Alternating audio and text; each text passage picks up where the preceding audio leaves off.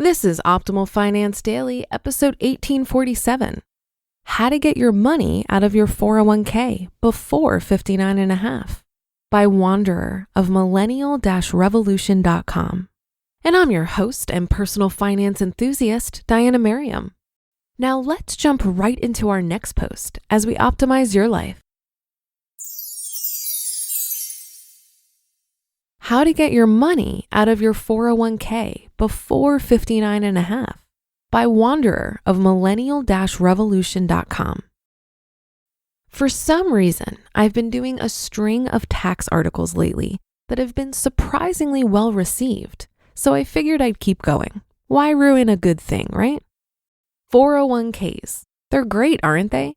They let you defer taxes on your income, giving you a tax refund, and anything you earn in them is tax-free. The only problem is there's a catch. Money inside your 401k is kind of like a raw pot roast. You can't eat it right away. First, you have to withdraw the money, just like you have to cook the pot roast before eating it. And like a pot roast, if you cook it too fast, then the whole thing gets burnt to a crisp and you have to hack off half of it just to find something edible. Anywho, the point is, because 401k withdrawals are taxed at your marginal rate, if you withdraw it too fast, you'll end up getting a big chunk of it taxed away. That's bad. So the trick is to withdraw it slowly. When you leave your job, your earned income effectively drops to zero. And remember, we all get $11,000 to $12,000 of income tax-free. In Canada, it's called the personal deduction, and in the US, it's called the standard deduction. Historically, the standard deduction in the US was much smaller than the Canadian one, but with the most recent Trump tax cuts, as of 2018, they're now about the same. If you're married like us, you can get $24,000 out of your 401ks every year tax-free after retirement. One big problem though. If you've reached financial independence and you retire in your 30s or 40s, you can't actually withdraw from your 401k because you get hit with an additional 10% penalty for any withdrawal you take before the strangely precise age of 59 and a half. Canadians, count yourself lucky on this one. RRSPs have no age requirements for withdrawal, so the only thing Canadians need to worry about is withdrawing their account slowly enough. But for Americans, there is a way to get your money out tax-free too. It just requires you to jump through a bunch more hoops. It's all based on the IRS rule that Roth IRA conversions rather than contributions can be withdrawn penalty-free 5 years after the conversion has taken place. What the hell is a Roth IRA conversion? Okay, I'll tell you. Stop yelling at me. Anyway, a Roth IRA conversion is money taken from your traditional IRA and then transferred over or converted into your Roth IRA. Now remember that traditional IRA contributions are tax deductible.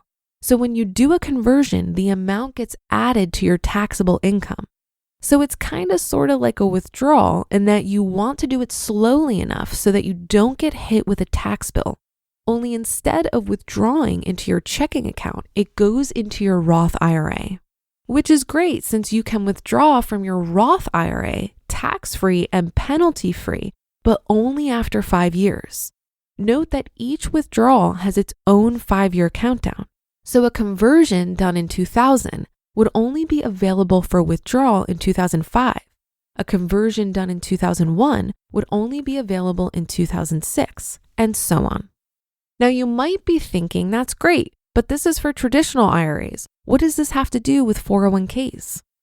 Well, it's true that you can't do a conversion from a 401k, but you can perform what's called a 401k rollover and transfer your balance from a 401k into a traditional IRA.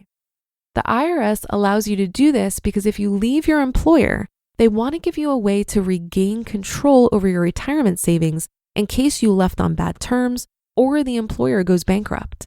And because this is going from a tax-deferred account to another tax-deferred account, a 401k rollover is completely tax-free.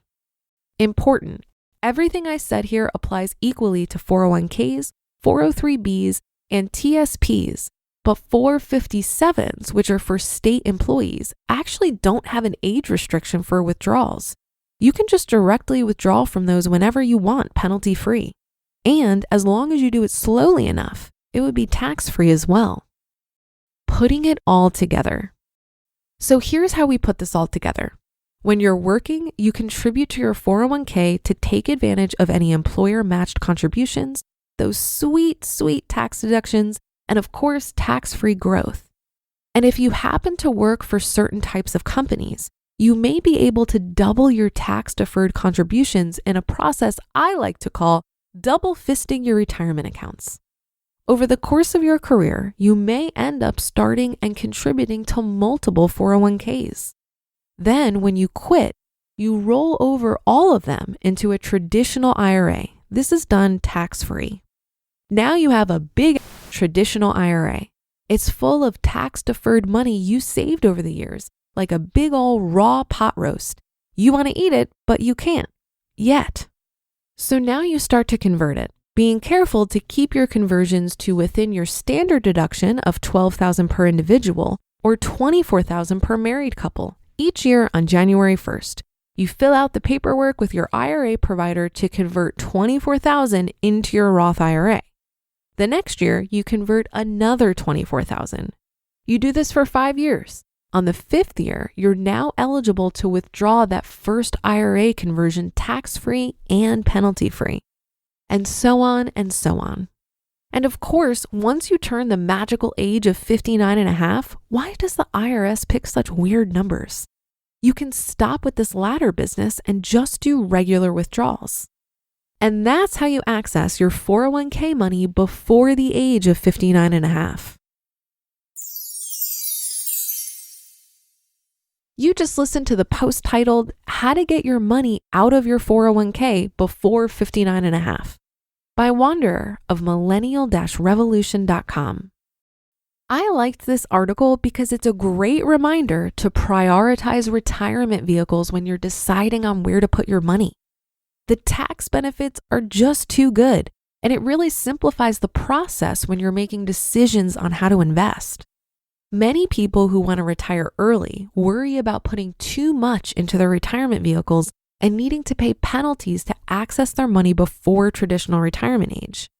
But remember, there are strategies to get around this, like a Roth conversion ladder described in this article, or setting up SEP 72T distributions.